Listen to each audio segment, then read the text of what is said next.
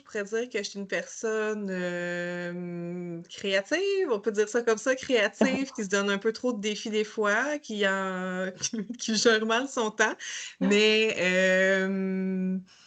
Hem, en fait, tu sais, c'est ça. En gros, c'est un TDA, mais tu sais, pour moi, c'est plus, je dis que je suis neuro-spicy, en fait, que j'ai que ça me donne un petit plus dans ma vie, que ça me permet de voir peut-être des choses que les autres voient pas, de prendre des initiatives qui seraient pas prises si j'étais, neurotypique. Donc, tu sais, pour moi, je vois pas ça comme nécessairement un frein dans ma vie quotidienne, en tant que telle. J'ai tout le temps été un élève moyen. J'ai eu des difficultés d'apprentissage, surtout au secondaire en mathématiques. Tout ce qui est logique et cartésien, c'était très difficile pour moi. Par contre, qu'est-ce qui était, langue, français, musique, tout ça, là, tu sais, j'avais aucun problème. Puis c'est plus dans mon retour aux études, je me suis dit: «Ah, je vais m'essayer dans un certificat». Il y a un collègue de classe qui me dit: moi, je suis TDAH et il me semble qu'on est pas mal similaires». Il dit: «Pour de vrai, tu devrais aller, faire des démarches». Donc j'ai fait les démarches, par curiosité auprès de mon médecin de famille. Il m'a dit: «Moi, en regardant les tableaux, là, clairement, au niveau de l'inattention, là, il y a quelque chose, là». Fait que elle dit: «Moi, je pourrais clairement te donner ton diagnostic juste en voyant ce que toi, tu as remarqué, ton conjoint et ta mère». La première année d'université sans mesure d'aide versus la deuxième, c'est le jour et la nuit, là. Donc, tu sais, ça m'a vraiment, ouvert les yeux sur: «Ah OK, j'étais pas juste tête en l'air là, c'est vrai». Il y a un mot pour ça, tu sais, il y a vraiment pas c'est pas juste dans ma tête que je suis éparpillée puis désorganisée, c'est qu'il y a quelque chose qui fait que je suis comme ça. Donc, tu sais, ça l'a comme mis en lumière beaucoup de situations qui se passaient dans ma vie personnelle et professionnelle, des fois pas tout le temps le fun là, tu sais, des petits oublis ou d'être un petit peu plus à dernière minute, mais ça m'a vraiment beaucoup aidée. Tu sais, ça m'a permis de tendre plus la perche en me disant: «Ben, tu sais, c'est pas juste moi qui est pas bonne, tu sais, c'est mes difficultés s'expliquent finalement de par ce que j'ai vécu, puis de par, ma neurodivergence. Pas juste parce que je suis un peu tête en l'air puis dans la lune puis que je veux pas finalement, tu sais? Fait que ça l'a c'est sûr que ça a eu un effet positif sur ma confiance parce que j'ai jamais pensé que j'étais bonne à l'école, puis pourtant, tu sais, quand même un bon rendement académique. Tu sais, c'est pas les efforts que je mets se reflètent aussi dans mes notes, là. Tu sais, je suis vraiment contente de ça. Je me suis outillée en allant en faisant des recherches, en fait, là. Tu sais, j'ai été rechercher sur, OK, qu'est-ce qui fonctionne bien, qu'est-ce qui fonctionne pas bien. Puis, tu sais, évidemment, tu sais, il y a des choses qui vont de soi, donc, tu sais, une bonne hygiène de vie. Tu sais, je vous dirais qu'au niveau du sommeil, c'est toujours à travailler. Par contre, tu sais, c'est de trouver l'équilibre dans tout ça aussi, puis de reach out. Tu sais, il y a peut-être des choses que j'ai pas encore faites, il y a peut-être des trucs que j'ai besoin à découvrir encore, mais tu sais, pour le moment,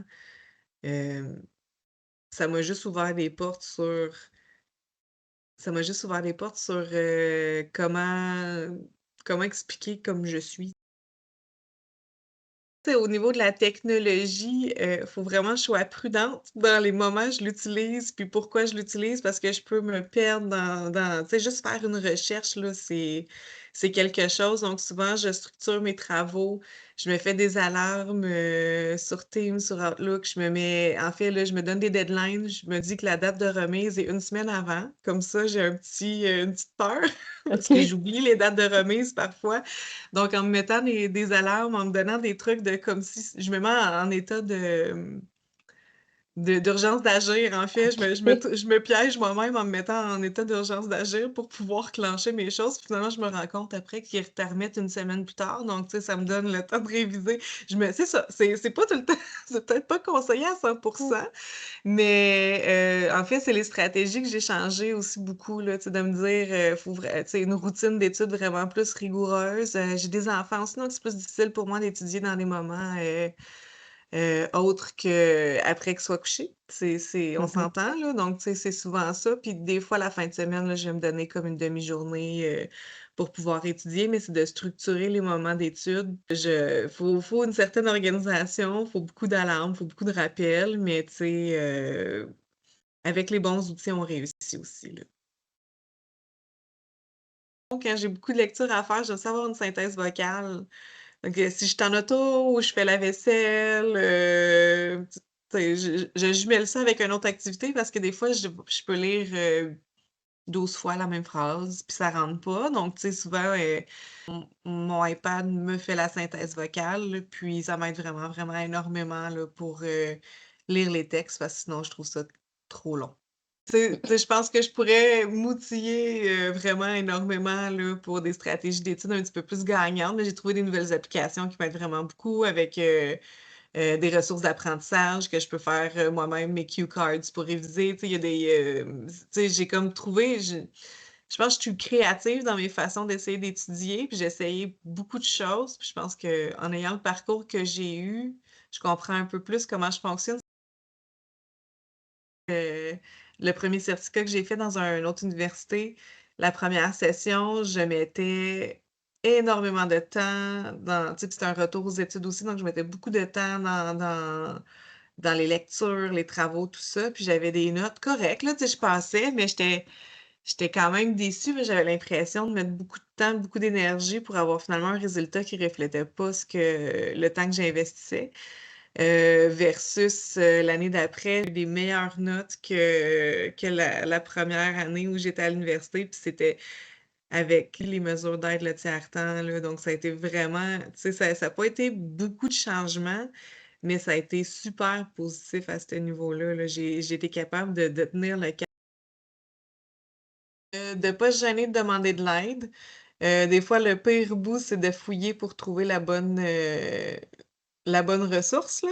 Mmh. Puis des fois, c'est juste une petite rencontre, une fois spontanée avec l'équipe, puis ça va bien, puis au besoin, on flague: «Oh là, ça va pas bien en fin d'études, finalement, je me sens en surcharge, je sais plus où donner la tête, je sais plus quoi faire». Mais tu sais, ça peut valoir la peine de refaire les demandes.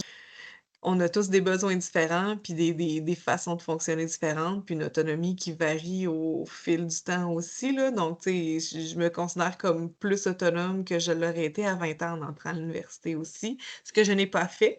J'étais sur le marché du travail, mais tu sais, on a tous des besoins différents. Donc la première étape, c'est va voir ce qui est disponible, puis demande de l'aide aux besoins.